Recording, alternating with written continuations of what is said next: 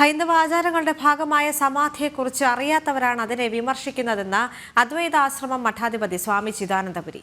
സന്യാസി വര്യന്മാർക്ക് മാത്രമല്ല സമാധിയിരിക്കാൻ കഴിയുക. നമ്മുടെ പല ക്ഷേത്രങ്ങളിലും മഹാസമാധികളുടെ മേൽ പടുത്ത് ഉയർത്തിയതാണെന്നും അദ്ദേഹം ജനം ടിവിയോട് പറഞ്ഞു.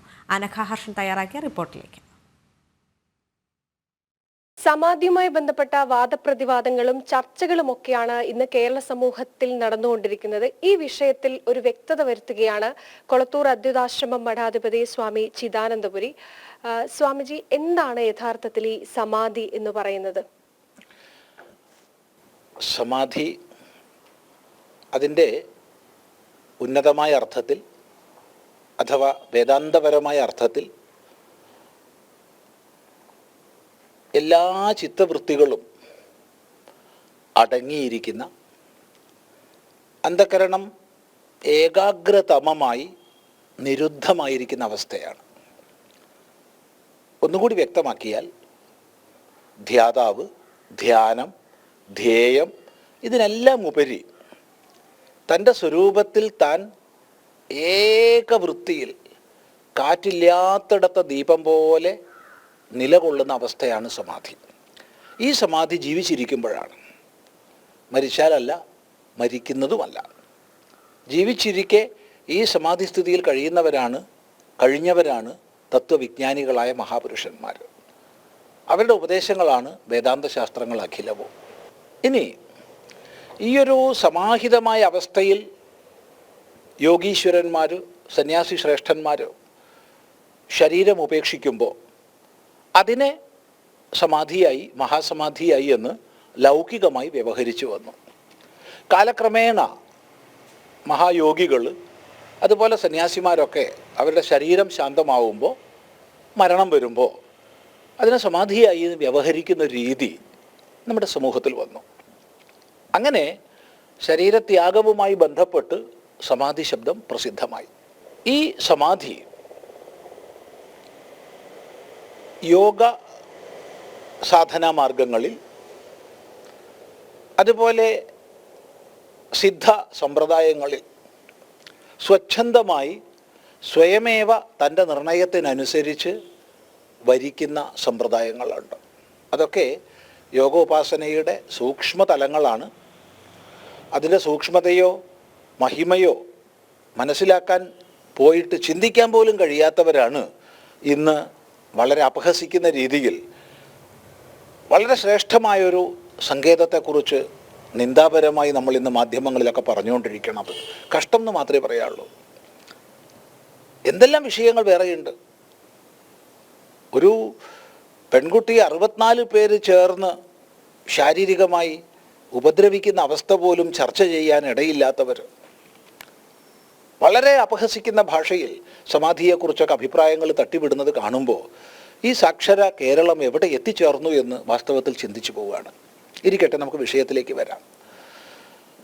ഇവിടെ സ്വച്ഛന്തമായി സ്വയം സമാധിയെ വരിക്കുക എന്ന് പറയുമ്പോൾ തൻ്റെ ശരീരത്തിലുടനീളമായി സ്ഥൂല സൂക്ഷ്മ ശരീരങ്ങളിൽ വ്യാപിക്കുന്ന പ്രാണ, അപാന, സമാന വ്യാനന്മാരെ ക്രമമായി സൂക്ഷ്മ പ്രാണായാമ പ്രക്രിയയിലൂടെ, വിചാരത്തിലൂടെ ഒതുക്കി കേവലം ഉദാനനിൽ വിലയിപ്പിച്ച് ആ ഉദാനനെ ആധാരങ്ങൾ വഴി ഉയർത്തി സഹസ്രാരം വഴി ഭേദിക്കുന്നതാണ് സ്വയം സ്വീകരിക്കുന്ന സമാധി.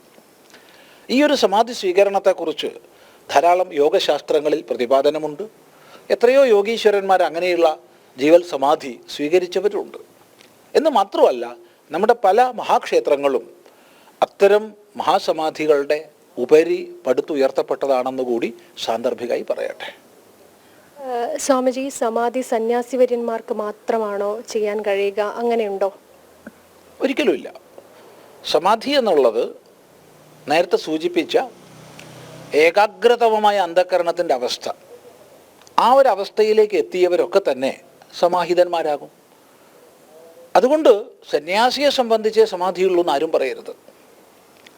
യോഗികളുടെ, ഹഠയോഗ വിധാനത്തിൽ പോകുന്നവരുടെ, ശിവരാജയോഗ സമ്പ്രദായത്തിൽ പോകുന്നവരുടെ, അതുപോലെ അഗസ്ത്യപ്രോക്തമായ സിദ്ധ സാധനകൾക്കൊക്കെ അനുസരിച്ച് പോകുന്നവരുടെ ഒക്കെ മാർഗത്തിൽ പരമമായ സമാധി എന്നുള്ളതുണ്ട്. അപ്പോൾ അത് സന്യാസിക്ക് എന്നൊരു നിയമവും ഇല്ല. യോഗികൾക്ക് അതുപോലെ സിദ്ധന്മാർക്കൊക്കെ സ്വച്ഛന്തമായി സമാധിയെ വരിക്കാൻ പറ്റും. മാത്രമല്ല ഉപചാരപൂർവം അങ്ങനെയുള്ള മഹായോഗികളുടെ ശരീര ശാന്തമാവുന്ന സമയത്ത് അതിനെ സമാധിയിൽ നിന്ന് വ്യവഹരിക്കാറുമുണ്ട്. സ്വാമിജി, ഈ സമാധി ഇരിക്കുന്ന സമയത്ത് ആരും കാണാൻ പാടില്ല, അങ്ങനെയൊക്കെ വരുന്ന ഇതിനോട് എന്താണ് സ്വാമിജിയുടെ ഒരു പ്രതികരണം? ഇവിടെ സൂക്ഷ്മ സാധനകൾ അവ സൂക്ഷ്മമായി അനുഷ്ഠിക്കേണ്ടതാണ്. അത് സ്ഥൂലമായി ലോകത്തിൽ ചെയ്യേണ്ടുന്നതല്ല. എല്ലാ സൂക്ഷ്മ സാധനങ്ങളും തന്നെ രഹസ്യ സ്വഭാവത്തോടു കൂടി ഗുരു ശിഷ്യ ഉപദേശക്രമത്തിൽ വന്നതും അത് അതിൻ്റെ സൂക്ഷ്മത പരിപാലിച്ചുകൊണ്ട് അനുഷ്ഠിക്കപ്പെടേണ്ടതുമാണ്. അല്ലാതെ ഇപ്പോൾ സ്ഥൂലമായിരിക്കുന്ന ബാഹ്യമായിരിക്കുന്ന അലങ്കാരങ്ങൾ, പൂജകളുടെ ബാഹ്യ അംശങ്ങൾ അതൊക്കെ പുറമെ എല്ലാവരും കാണുകയാണ് ചെയ്യുക. പക്ഷേ പൂജകളുടെ സൂക്ഷ്മ അംശങ്ങൾ നമ്മൾ പുറമെ കാണിച്ചുകൊണ്ടല്ല ചെയ്യുക. ഏത് ശ്രീകോവിലും അടച്ചിട്ടാണ് സൂക്ഷ്മ ഭാഗങ്ങൾ ചെയ്യുക. അത് കഴിഞ്ഞ് ലോകാനുഗ്രഹകരമായി പുറമേക്കുള്ള പ്രദർശനപരമായിട്ടുള്ളത് മാത്രമേ പുറമെ കാണിക്കുള്ളൂ. ഇനി വ്യക്തിയുടെ സാധനകൾ, മന്ത്രോപാസനകളാവട്ടെ, എല്ലാ സൂക്ഷ്മ ഉപാസനകളും അത് സൂക്ഷ്മമായി വൈയക്തികമായി ചെയ്യേണ്ടുന്നതാണ്, പരസ്യപ്പെടുത്തേണ്ടുന്നതല്ല. ആ രീതിയിലാണ് അത് ഗുരുപദേശം വഴിക്ക് തുടർന്ന് പോരുന്നത്.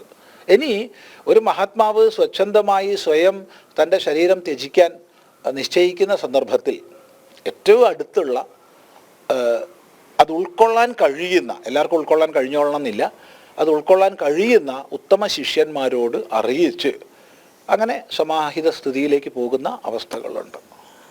സ്വാമിജി, സമാധി വിഷയവുമായി ബന്ധപ്പെട്ട് ഒരുപാട് എതിർശബ്ദങ്ങൾ ഉയർന്നു വരുന്നുണ്ട്. ഒരു സമൂഹത്തെ ഒന്നാകെ ഇതിന്റെ പേരിൽ അധിക്ഷേപിക്കുന്ന തരത്തിലൊക്കെ കാര്യങ്ങൾ നീങ്ങിയിരുന്നു.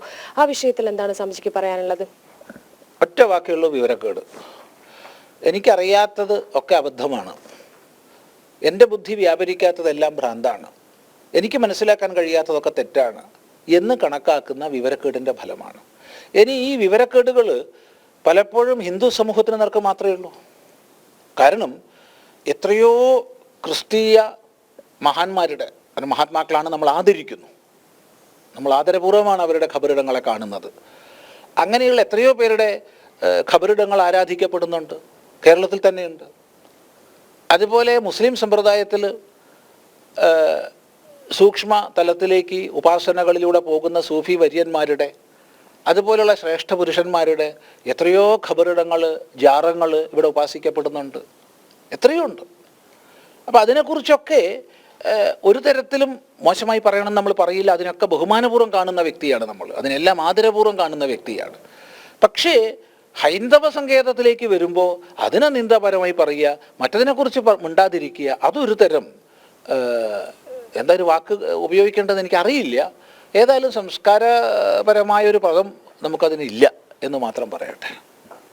ഈ സമാധിയുമായി ബന്ധപ്പെട്ട് ഉയർന്ന എതിർ ശബ്ദങ്ങൾക്കുള്ള ഒരു മറുപടി കൂടിയാണ് അദ്വൈതാശ്രമ മഠാധിപതി സ്വാമി ചിദാനന്ദപുരി നൽകിയിരിക്കുന്നത്. കൊളത്തൂർ അദ്വൈതാശ്രമത്തിൽ നിന്നും അനഘ ഹർഷൻ.